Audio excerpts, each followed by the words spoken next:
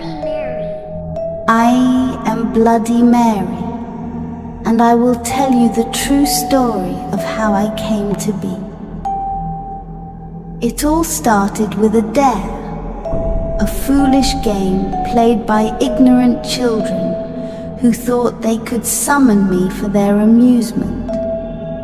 They called my name, thinking it was just a superstition.